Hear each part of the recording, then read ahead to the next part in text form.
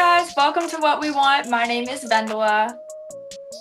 And my name is Elliot, and today we have a very special guest alongside of us, Derrick. How are you doing today? I am well. I am honored to be a part of this really great podcast series that y'all have done. And I just have to say, I am so grateful, and it's just been really fun, but also really informative. So thanks for being a part of this. Thanks for leading this effort, leading this conversation around leadership, and specifically leadership from your perspective. So I'm curious, how have you felt about the podcast series? What have y'all been thinking?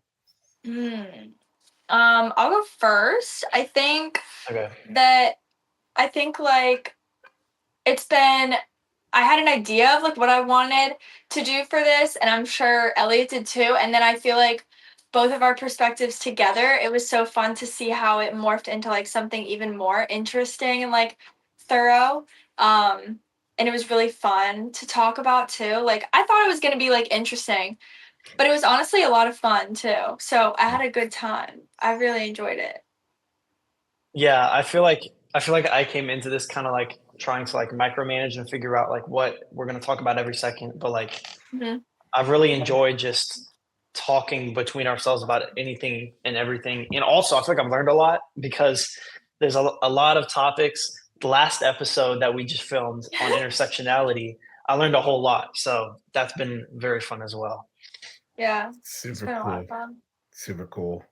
Well, I've got questions for you, so Yes, please let's just answer. Yeah. go right into those questions. And I just need to be clear with all of our listeners and viewers that I literally gave Elliot and Vendela this outline like 30 minutes before we started. Oh yeah, I So feel like we so should say that you are our boss as well. This may, is I what Yeah, mean, yeah, that's Elliot true. did That mention is that true. before. Yeah. Yeah. I mean, really, let's be real. Allison's actually our boss. Like, and I say Yes. Allison's our boss. Like, yes. So if we're gonna get the hierarchy correct. So, but I did want to name, you only just got the outline, and I literally just realized that I put something in there that makes absolutely no sense. So let's just skip over that thing that made no sense, that bullet point there, and we're gonna go Hmm. right into the questions. Is that cool? Nice. So I'm gonna ask y'all a few questions, and then y'all are gonna come back and ask me some questions. Yeah, So we prepared at least Okay. 18. I'm So here for it. Let's go. Let's Yeah. go. So my first question to both of you, this is a podcast about leadership, particularly leadership from your generation's perspective. You are not the spokespeople for your generation. I would never ask you to do that, but you are two individuals in Gen Z, and so you're able to give us sort of your perspective. So I'm curious. We've been in this conversation about leadership. Who are some leaders, past or present, that you gravitate towards? Who are some leaders in history or even in our world right now that like you see them like that's a person that I want to I would follow them. I would get on board with whatever they're trying to lead. So it whoever you want to like however many like but who are some leaders that you gravitate towards? mm. Elliot, do you want to go? I So feel like you had some ideas. yeah. You feel like I what? I feel like you had some You feel like ideas. You were what? asking, you're like, Oh, what kind of for you to do? yeah. So I wrote down two main ones. So I wrote down one not really unserious, but like okay. So the one I wrote down, the first one that came to my mind was LeBron James. Come Mm, on, leadership on the yes. court, dynamic. Let me explain it even a little bit more. Whatever situation comes his way, he is able to deal with on the court, and that's Hmm. leadership. Another one I wrote down that is more serious, but MLK, Martin Luther King Jr. I There's so many different things that I liked about him. I like the way he carried himself, the way he spoke to people. Mhm. He impacted people in a way just relationally, not even on a level um like helping them like charitably or anything like that. Mhm. And also like we had talked about previously in one of our previous episodes about different types of leadership, and one of those types of leadership was extrinsic. No, that's not it. Oh my gosh, transformational leadership, and that is a leadership style that Martin Luther King Jr. had, and it's one that I really look up toward. So I would say him for sure. Yeah. Okay, I want to just Yeah. can I ask a couple follow-ups because I find Of course. both of these two fascinating. So let me ask you this follow-up question about LeBron Mhm. and about MLK. Mhm. Would you, when you say these are leaders you admire, and I kind of want to get in on this, like is this the kind of leader you would work for? Like you would like clock in Uh-huh. 9 to 5 for these two guys, or is it more like Yeah. they emulate the kind of person that I would aspire to sort of be in the same lane with? Like I how close I do you want to think get to them as far as leadership? yeah, right. I think both, but I also think like these are two people that I would get behind, two people that I would want to be part of something that they're part of. Um, I would want them to. I would want to work for them. You know what I mean? Mm-hmm, mm-hmm. I could say that definitely. Two great people. So for sure. Interesting. Mhm. Wow. Yeah. Thanks, Elliot. All right, Vendela, Mhm. leaders that you gravitate towards. Yeah, I came up with two as well. I think also though, like going back to your question of whether or not you would work for a specific leader, I don't even know if I would work for any of my favorite leaders because I think that one quality that I really want in my leaders is like just caring about something like to a degree that I feel like may almost make you a little bit of a workaholic. And so Uh-huh. Uh-huh. yeah, and because that's how I am personally, I feel like I'm never bored. Like I'm always doing things and I'm always busy. I mean, the fact that Elliot and I can barely schedule a friggin' like episode just because we're both Mm-hmm. so busy all the time. Yeah. Like we're both just like that. And I think that I love to see that quality in my leaders. So I'm like, oh, they're not lazy. They really care about things. But like, I would never want to work for them because I'd probably be working around the clock too.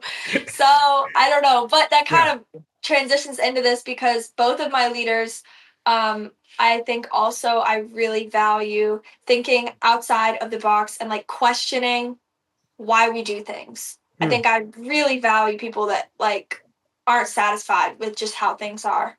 Mm-hmm. Because that's how I am. So my first one is Emma Watson for sure. Not just because she's Mm-hmm. Hermione, Mm-hmm. but she is really, first of all, she's very involved in the UN, and she also champions this nonprofit called He for She, which is a really interesting nonprofit. It's all about men getting involved in feminism because, you know, as Ellie and I have been talking about, technology's really been like polarizing with like Mm-hmm. what kinds of people can like say certain things and like be a part of certain circles. And so this is a really important nonprofit to have, especially right now with all of the hate that is happening on the internet. Um, and it's really trying to encourage men in this fight for equality and just gender equality in general. And I think that it's a perspective that's really interesting because I did not think of it. Whenever a leader does something that I didn't think of, I'm like, oh my God, I like you even more. Because I feel like Yeah. I'm such a chronic thinker. So if I didn't think of it then, wow, that's saying something because I get exhausted by the circles I run in my brain. Mm-hmm. Um, so I think that definitely Emma Watson. And then also, we already actually talked about her, but Kimberly Crenshaw, she coined intersectionality. I'm a big fan of her. Um, she is not only someone who thinks outside the box and was not satisfied with like how the systems in which um, people were sorting people into certain things. She saw this like intersectional approach to marginalization, which I think is really interesting and gave it a name. But also, both of them are great speakers, which Elliot said too. Like, I feel like you really need to be well spoken in order for me to like you. Mhm. So, I want to follow up on that because I, Vinda, I'm wondering, are you aware of the sort of educational and professional trajectory that Kimberly and Emma are on? Like, is it? And I'm curious if you know anything like that. Like, is there a point of connection for you of just the way they went to the road they've traveled to get to where they are, and maybe even where it seems like they're headed? Is there a resonance there as to why you would name those two? I think they're both very different trajectories because Emma Watson, I'm not saying that she wouldn't be doing what she's doing if she wasn't sort of like catapulted to fame due to the Harry Potter series, but I Mhm. do think that she is a lot more influence now because of how famous she is. Um, Again, not saying she wouldn't have had an impact if she wasn't famous, but I think that especially for women, if you're not famous, then it is a lot more difficult to like have Mhm. an impact and get your name on something and like be listened to or heard or taken seriously. And so I think that that sort of contributed to um, the her ability to get so many people to get involved with this nonprofit. Mhm. Because the last time I saw, I mean, she's constantly doing like uh, work on her Instagram and socials and like promoting certain nonprofits and things like that. Like she's a very big advocate consistently. But the last time I really looked into what she was doing was about a year and a half ago when I listened to her UN speech that I think is from, I want to say 2016. It was so amazing. And I think that that's a little different for Kimberly because Kimberly became pretty well known for the coining of intersectionality, which I think is interesting. Mhm. Mhm. Um, but I think both of them are, I don't know, I think they just both really, this sounds so silly, but like they just like really sound like they care. And so I want to Mhm. believe that they both really care. And I think that they probably do if they're putting so much of their life into this and being like I was saying earlier, just a little bit of workaholics. Because the amount of Yeah. stuff that they're doing, I know that they are doing quite a bit. So yeah. And just for sake of editing, because it probably is going to get edited out based on what just happened, let's also name that Elliot chose two dudes and Vendela chose two women. Let's just Yeah. and I think that there is something to that. Like I don't think that's like I don't have a value statement on that as much as like an No. awareness that there is something. How do I say it?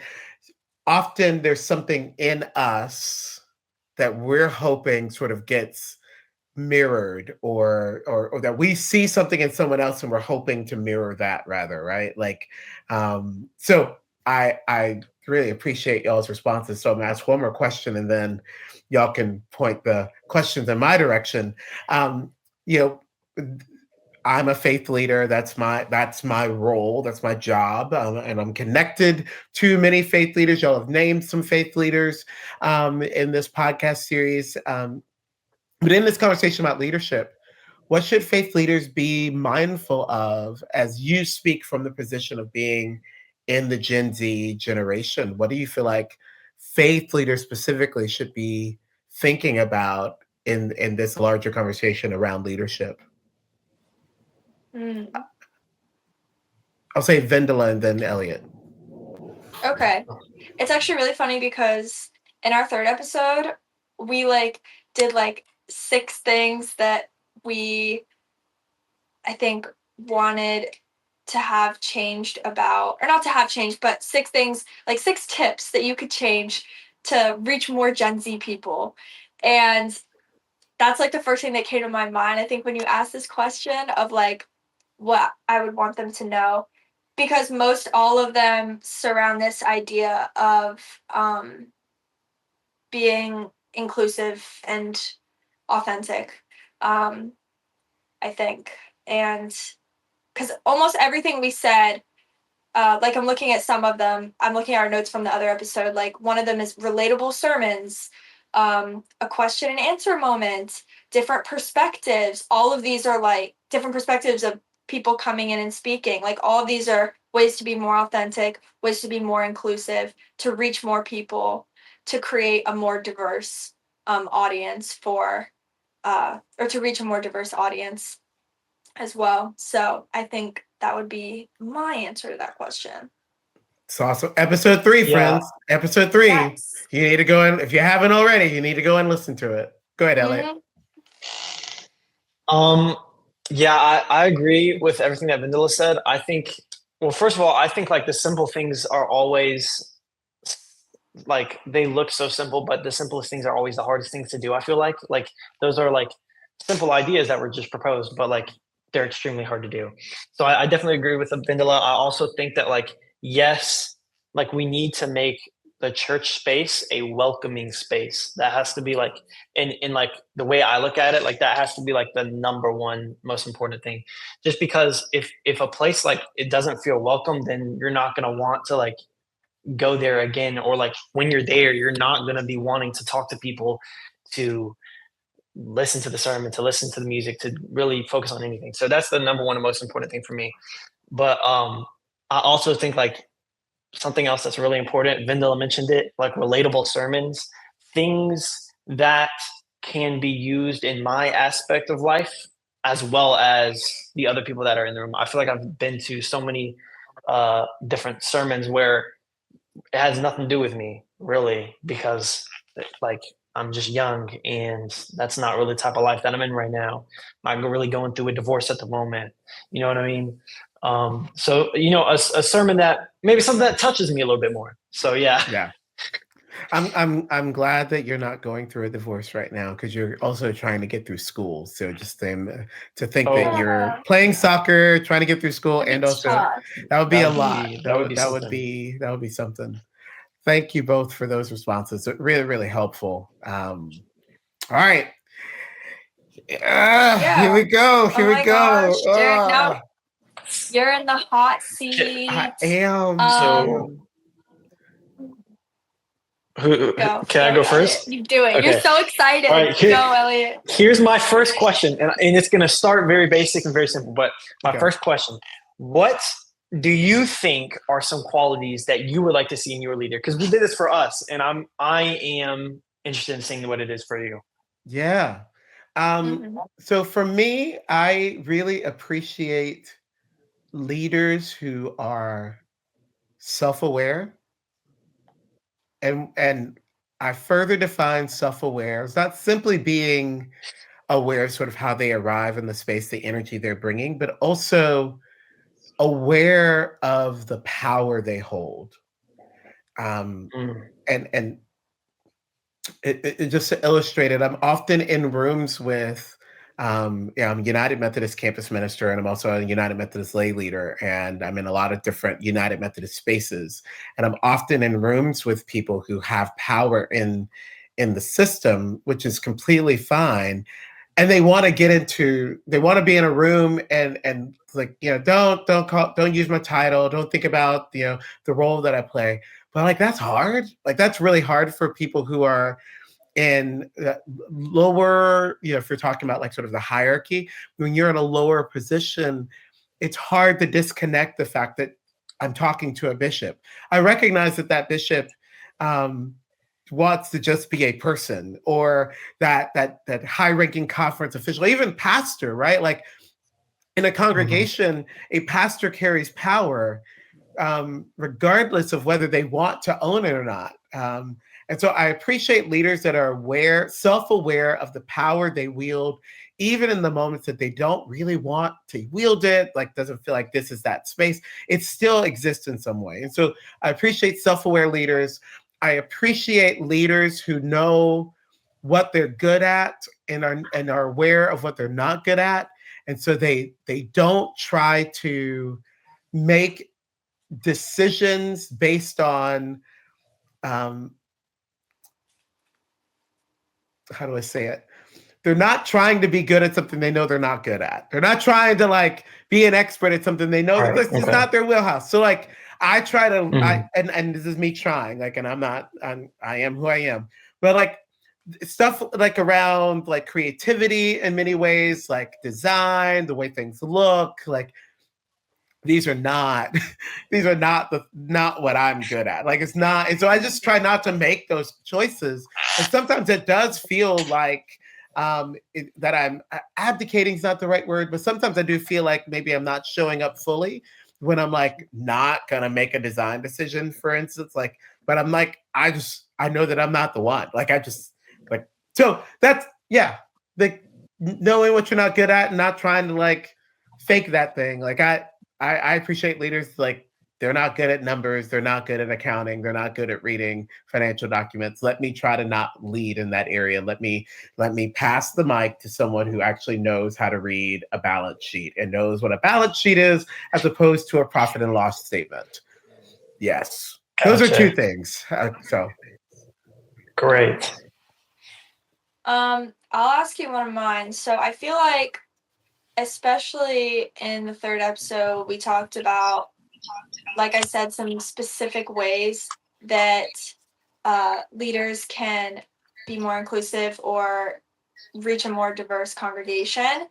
I guess my question is, because Elliot and I have no idea what the daily pressures and struggles are of church leaders. I mean, we can guess, but we'll never really know. What sort of like flaws do you see, or like roadblocks do you see with some of the things that we've toyed about whether or not should be implemented, or what sort of roadblocks do you see, and then how do you see the church overcoming those and succeeded in creating a more inclusive, diverse space for Gen Z and also for any generation?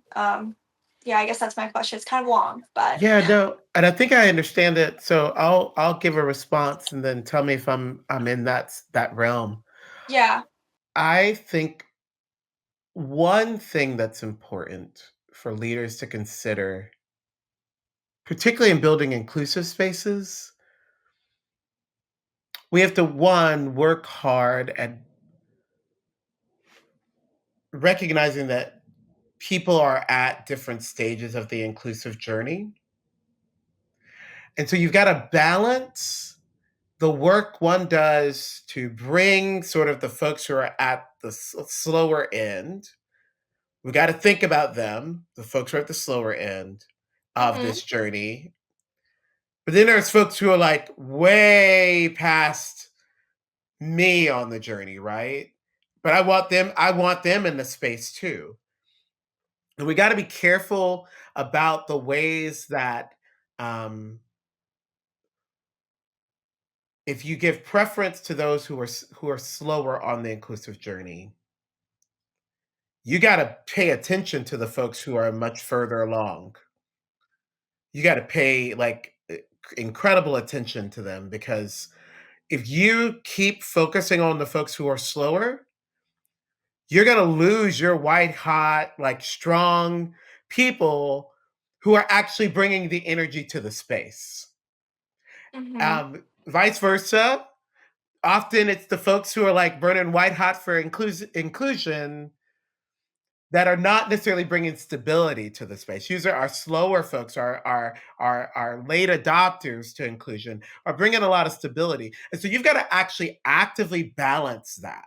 And I know that there are leaders who choose one group over another, and I think at least in the moment that we're in, we've got to be really careful either to decide we're going to go for all of the folks who are or primarily the folks who are like ready to go, let's all inclusion should have been there 20 years ago, or we're going to focus on the folks who are late adopters. But if you're going to choose one or the other, be explicit about it. Like be explicit that hey, I'm centering the needs of folks who are slower on this journey, or I'm centering the needs who are, I would say I reject the person, the leader that says, I'm trying to hold the middle. And when I say reject, I don't mean like I don't want to follow you.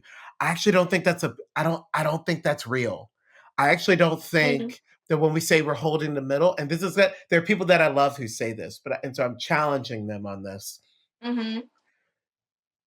If you are holding the middle, then you are actively speaking to and moderating the extremes. Holding the middle is not talking about it. Holding the middle is not let's just all get along.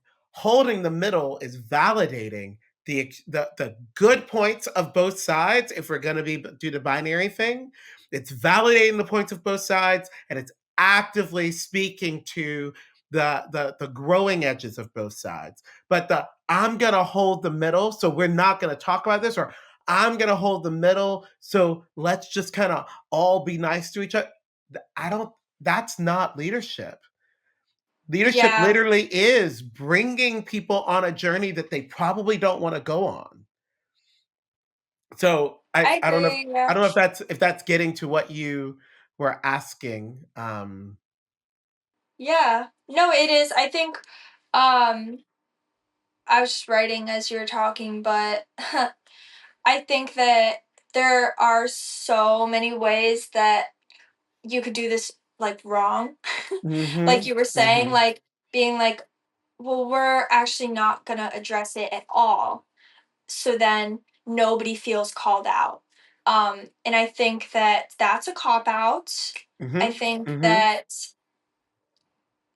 there's a lot of things that I find problematic about that mindset.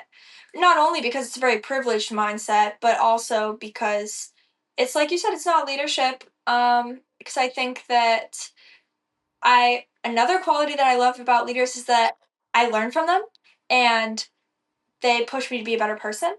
And they also make me a little uncomfortable sometimes because I don't know the things or I'm not familiar with the things that they're talking about. So I have to sort of reshape my worldview Yeah. a little Yeah. bit.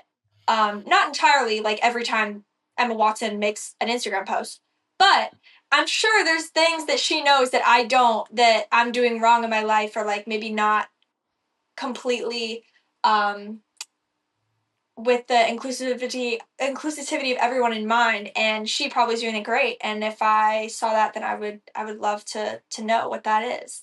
But yeah, so I Yeah. feel like I think that constant growth would not be a part of a we're not going to talk about it mindset. Yeah. So, yeah, thank you. Yeah. So I had let's see, which one do I want to ask here? Okay, let's ask this one. Okay, so do you think training effective leadership can have a positive change on newer generations? And if you do, like how would you, if you would, how would you propose doing that? How would we do that? Um, Very Yeah. metaphorical, but yeah. Not metaphorical. I mean, this is what I'm here Or for. Like, not, yeah, yeah. I'm literally here to give young people opportunities to lead, opportunities to see what their gifts are and to see what they're made of, and to make some mistakes and to be stretched and challenged. I think it has to happen, and I think I sometimes don't know if it happens soon enough. I mean, my work Mhm. is like college students, right? Like, so at at earliest 17.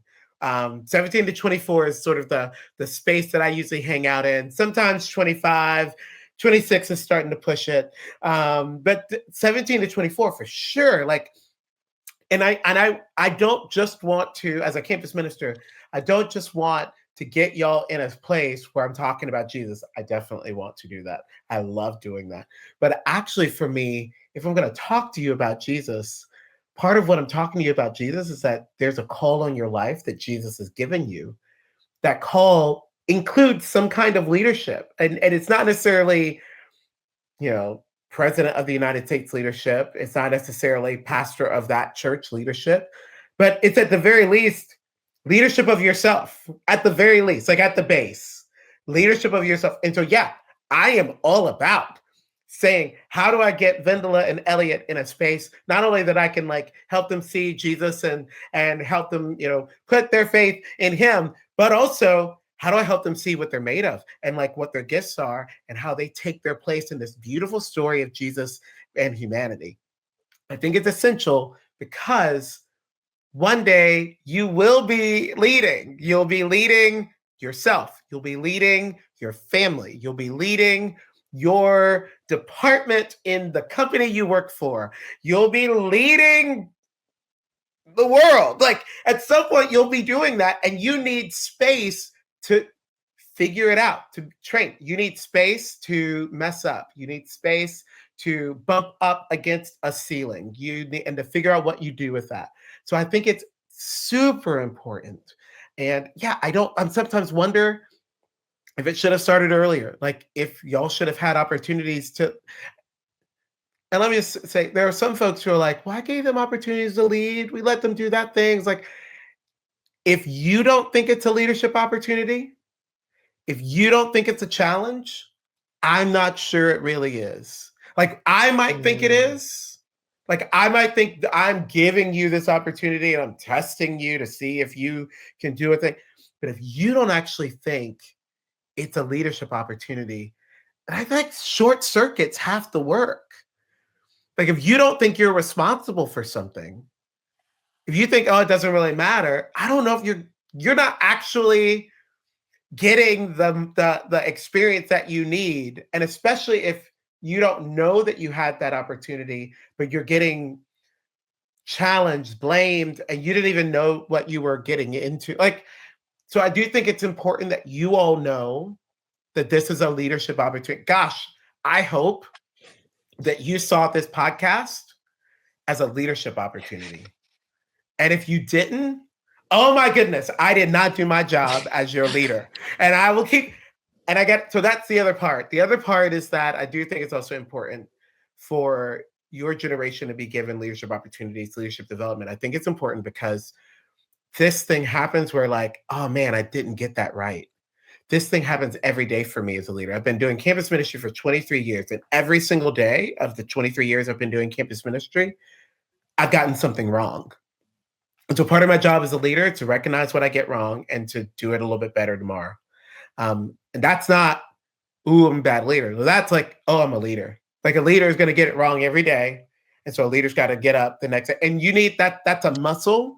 That's a competence. That's a posture. And so you need to practice it. You need to practice making a mistake in leadership every day and showing up the next day saying, I'm going to get better. Which then means you have to get good at being held accountable and receiving that accountability and then improving on that the next day. So I think that was the question. And I think I responded. Okay. Yeah, that was great. Thank you. Yeah, man. Oh my gosh, Derrick. Okay, I feel like we have time for maybe one more from each of us. This will be a little bit of a longer episode, but when is it not? Like, I feel like I think we're doing good on time. I really do. I think we we're are. good. Yeah. Okay. So, my next question is I have like so many. I'm trying to decide like which one. I was so like dialed into what you were saying, but I wasn't deciding on a question. So now I'm like, but I did the same thing. I know. I was like, oh wait, now it's my turn. No, gosh. I guess because let me think. I have 5 total, so now this is sad. But I guess in your experience, what are some misconceptions that Gen Z has about spirituality or Christianity? And I guess not like what can you like reassure, but like I guess how could you debunk those? Because obviously Elliot and I have a pretty great experience through this internship, but this opportunity is not offered to everybody. So yeah. I guess what would be some misconceptions or things you would want to reassure are not the case? Yeah. So I think one of the things that I really feel strongly that your generation should know is that there has never been this one way of following Jesus. There has never been this one correct way to follow Jesus. There's always been multiple correct ways to respond to what God has done in the person of Jesus Christ, i.e., religion, Christianity. And I think it's important to know that because often there's a voice that speaks for all of Christianity in our day. And it gives this impression that this one voice or this one group or this one theology, they have figured it out and the rest of us have just missed the boat. It's just not true. Like, it's just not. And so part of the work, the spiritual work of young people is to figure out what you've been given, like what your parents and the space that you were raised in, what spiritual heritage you were given, and of that spiritual heritage, what work, what it actually lands for you, what feeds your soul, what makes you, what makes you want to get closer to God. Like what, and some of what you've been given helps you with that. But some of what you've been given doesn't help you with that. And that's not weird. That's actually the way it's supposed to be. Like there are things that your parents gave you in the way that you were raised that completely help you, work for you. You're invaluable. You will thank them for the rest of your life for teaching you X, Y, and Z. And then there's some things that your parents taught you that you're like, that was really good for y'all. And I'm really happy that that works for you. And as I am now an adult, I can't do that. Like if I do that, that's going to crush my soul. That's not going to help me in the world that I live in right now. That doesn't help me in the life that I feel called to pursue. And so there's always that stuff, right? It's the same thing with spirituality and religion. There's things that you were given in the spaces that you were raised in that's super helpful. And then there are things that you were given not helpful, sometimes even damaging, traumatic. And so your work in this period of time is to figure out the good stuff that still works and the stuff that you need to let go of. And now, what does that mean for my journey? And that sometimes means that you go to a different church than your parents went to.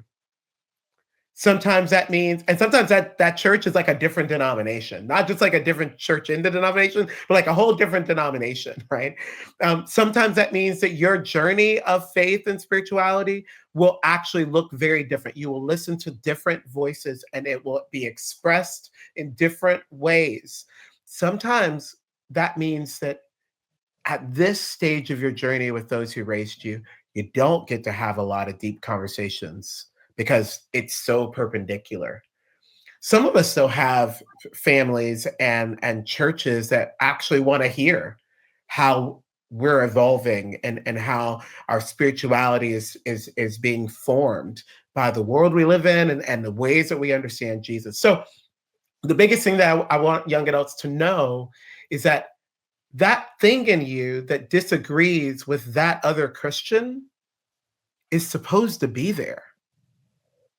That's not a mistake. That's not an anomaly. Like that thing in you that's like, I know you follow Jesus too, but I don't think that's what that scripture means.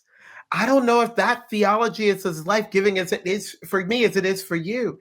That whatever that's happening there, that's supposed to be there. And my job as a campus minister is to help us see what that thing is and to help you cultivate it so that you find the spiritual journey that you're supposed to be on. Now, as a Christian, I do think that all of this stuff finds its home somewhere in the family of Jesus. That is my bias. That's where I am. And so we can say that. But y'all know that I've had students over the years who did not land in Christianity. And therefore my job as a campus minister is to help them find the journey that they're on, that they need to be on. But that's what we're doing. What we're doing right now is you finding the niche, the space, the group, the thoughts, the container that will help you grow spiritually. Because yes, you're a physical being, you're an intellectual being, you're a sexual being, and you're a spiritual being. And we got to help you find the places that are going to grow you spiritually.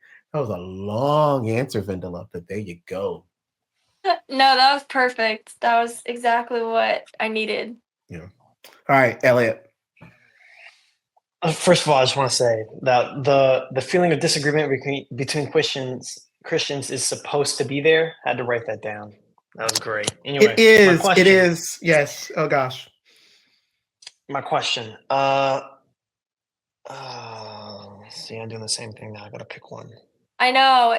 Derrick, you're too like encapsulating. Like both of us are just like in a trance, and then it suddenly is our turn, and then we have to be like, "Oh wait, we have to pick now between the many questions." Okay. Well, and the good news, we'll edit even some of that, so like it's all good. Like, you just got, your episodes have been like 41 minutes, so like Yeah. we're doing fine. Like we're fine. Yeah. We're fine. All right. Here's my question. How do you hope our generation will grow into the church? And how do you think that will happen? I think the greatest way, the most effective way for the next generation to find their place in the story of Jesus and in the life of the church is that y'all just get up in here. Some of it, and this is the part that's on you, that I can't do for you. You have to claim your spot. If it's like a family table at Thanksgiving, next holiday, forgiveness if that is a trigger for anyone, particularly this image. But some families have the adult table and some families have the kid table. And sometimes our families do this thing that because they met us when we were kids, right? And we've always been at the kid table. We're now 19, 21, and they're still seating us at the kid table because that's how they remember us. And they do this thing. We adults do this thing. It's like, this is the way it's always been. They'll be fine if they sit with the rest of the kids. They'll be fine. And here's what needs to happen. You have to say to your family, I love y'all, but I'm an adult now. I'm an adult member of this family. I deserve to sit at the adult table. And I'm not saying you should do this, but maybe you should do this. You just pick your chair up and you just go sit at the adult table. And you just move the chairs. And yes, it's going to upset somebody because no adult in your family ever upsets anyone. Like all the adults are always being really cool with each other. It's just a kid to upset people. No, like adults upset each other. So just claim your spot at the table. And the reason why I'm saying that, like, if you don't claim your spot in the family of Jesus, there are some people that will be very okay with you staying at the kids' table. They will be very okay with you staying there. Now, yes, there's some things that come with being an adult, right? Like there's some things come with being a full member of the body of Christ. There's some things that come with actually taking your place in the life of the church. You got to do those. Like that's not stuff that I can do for you. But gosh, like how do y'all find your place in the life of the church? Take your seat. Don't let anyone keep you from taking your seat. Okay, so that's the part that's on you. The part that's on people like me is that we make room for you. And so, again, using the image of the table, my job as the uncle is to say to whoever made the place settings, why are Vendela and Eliot not able to sit at the adult table? And they'll give me a very reasonable reason, not excuse, a very reasonable reason why. Well, this is not room. It's like, then we just need to make room. And my job as the uncle is that we just need to make room. And if they're like adamant, then no, well, we don't have room. Then me as the uncle will actually go sit with you at the kids' table and change the whole conversation. Because like people like me, we have to do that work. That's ours. Ours is to make room for you. Ours is to sometimes give up our seat. And maybe that's what I'll do as the uncle. I'll say, you know what, Vendela, you can sit at my seat. I'll go sit at the kids' table. I will hate sitting at the kids' table because I don't want to see you all until you're 17 years old. But if it's the difference between you getting to sit at the adult table or not, oh yeah, I'll give up my seat. And so sometimes leaders like me, we resign from a board or a committee or from a position. And then we say things like, I'm resigning because we need a new generation in this thing. I'm stepping away, but don't just get somebody my age or older. You need somebody else. So that's how. I mean, this is how it is. It is you all, your generation, taking your place and taking it seriously, doing what you need to do to be a full member of the body of Christ. And it's people like me making room and making sure that the church makes room for you. Okay, mine is honestly like I'm just genuinely curious. So this is why I'm asking this, but Derrick, what are your favorite leaders? Specifically, like honestly, I mean, this is a Studio Wesley podcast, so would love to hear about your favorite leaders in the church because sometimes I feel like our generation lacks leaders that we really can relate to in the church. So, any names, any recommendations would be greatly appreciated for myself as well as anybody listening, I'm sure. Yeah. Okay. So there's some incredible people. You're a big reader too, so I feel like I'm actually more of a big listener in this season of my life. I listen to a okay. lot of podcasts because I don't have as much time to read. It actually takes me a long time to read, and I need like a very chill environment and like a Mm. full cup of coffee, and it needs to be below 70 degrees, and my cat can't be screaming at me. I need all this stuff to like read, but I can like do anything listening to a podcast. But some leaders that I really appreciate in general. Um, in general, I appreciate leaders like Seth Godin, who is a marketing guru, blogger. And the thing I appreciate about Seth is that um, he knows his lane, he knows his audience, and he knows the adjacencies of his lane and audience, but he never steps out of his lane. He's a disciplined leader, and so I really appreciate him for that. I really love. I'm gonna get in trouble with this answer, but I'm gonna go there. I really have come to appreciate Kamala Harris, and note that this episode was recorded after the election, and so I'm not trying to alienate anyone. I'm just just speaking for myself. But one of the reasons I appreciate Kamala Harris is the moment she stepped into and the way that she handled her campaign, with what she was given and what she was up against. And I could tell you some of the things that didn't go right about the campaign and which led to her losing the election. But I do have deep respect for the kind of leader that steps that is not the originator of a thing, but is actually picking up something that they've been given and are figuring out how to do the best they can with what they've been given. So I have deep appreciation for her. There are some, more specifically to the church, there's some bishops that I really love and have just deep affection for. The bishops we've had here in Florida, Bishop Carter and Bishop Berlin, who we have now, they're both different kinds of leaders, and I've really appreciated the ways that they lead, and just how they're both different in their leadership. But I've appreciated that. I've appreciated Bishop Robin Deese, who's currently serving the Georgia conferences in the United Methodist Church, and part of it is that Bishop Deese is still like I knew Bishop Deese when she was Reverend Robin Deese, and Reverend Robin Deese and Bishop Robin Deese are the same person. And not they're not all the same person, but these different levels of leadership do have the ability to change how you arrive in the world. I've not really experienced that with Bishop Deese. Now she's only about 2 years into her leadership, right? So who knows what happens from here? But I've really appreciated her in the way she leads. But let me tell you about some other leaders that I think are just phenomenal. Let me name my great grandmother, Dr. Hessie Solomon. This woman, my great grandmother, she died in 2004. She was one of the people who raised me. She's the reason why I'm involved in church leadership now. She got a master's in education and a doctorate in theology before I was ever born.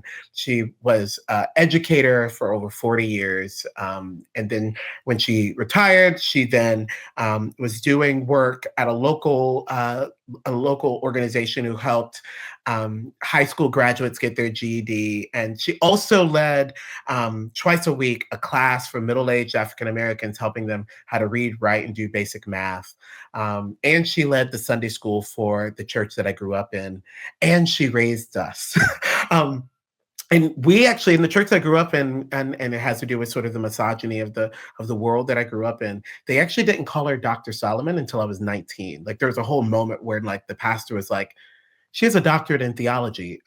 We should be calling her Dr. Solomon. She got her doctorate before I was born. Okay, so got the doctorate before I was born. They called her started calling her Dr. Solomon when I was 19, and she died when I was 23, about to turn 24. And none of that like disrespect kept her down. Like she kept going. That's leadership to me. Leadership is a person that doesn't have all of the stuff already handed to them.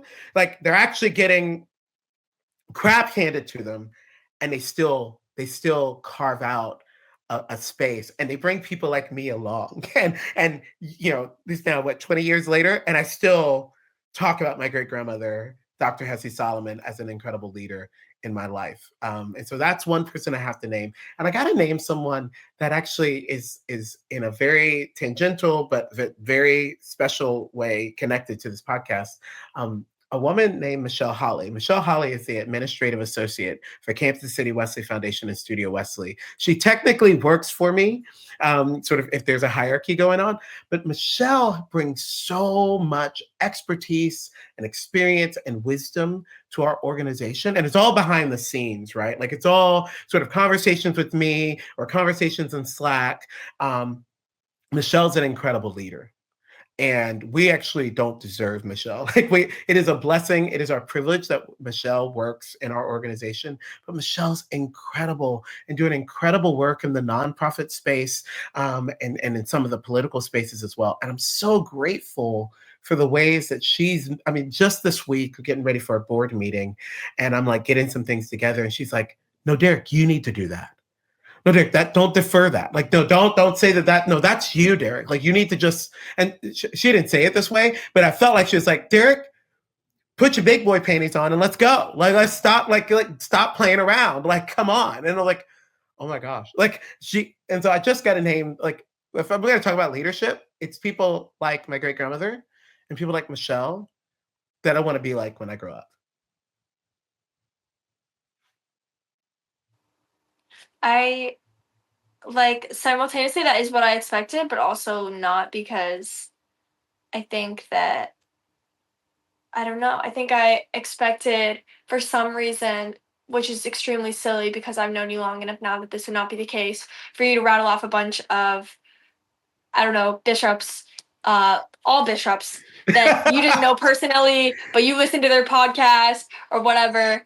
I love the personal element to this. I think it's a lot more powerful too. And I don't know, you're a great storyteller. I try. So yeah. But that pretty much sums up. I took my notes. So now I'm gonna find these people. I'm gonna find Kamala Harris.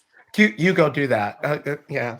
I want to give her a hug. If I ever see her, I'm just gonna give her a hug. Yeah, for real. Oh my gosh. Thank you so much for coming on and talking to us today, Derrick. Oh my gosh, thanks for having me. Y'all let me crash your podcast. So I hope this was helpful to the conversation around leadership. Let me say this. I believe in y'all. I believe in your generation, but I believe in you too. Like I believe in you, Vendela and Eliot, and the rest of our Studio Wesley interns, but also our CCWians. Like I believe in you all, and I do believe that you are here for such a time as this. I feel like my job is to get you ready, to lead in the church in the world, and to also help the church in the world be ready for you. So I'm always going to be in your corner. I'm always cheering for you. And I want you to take your place. I want you to take your place in the family of Jesus so that you can lead in the ways that you've been called to lead. So thanks for letting me be on your podcast. Thanks so much. And one final time, Eliot, do you have a question for us? An ending question. We always end our episodes with one thought-provoking question from Eliot. Yeah, he's really good at coming up with them. Yeah, I really wasn't expecting it on this one because we, a lot of questions. All right, for the sake, we gotta keep my question for the people is going to be very basic, but how can you impact the younger people that you may be seeing in your life to maybe help teach them effective leadership or help implement those types of ideas, thoughts, and actions into their lives? Yeah, that's my question. Awesome. Beautiful. Awesome. Thank you guys so much for listening. Yay. Bye.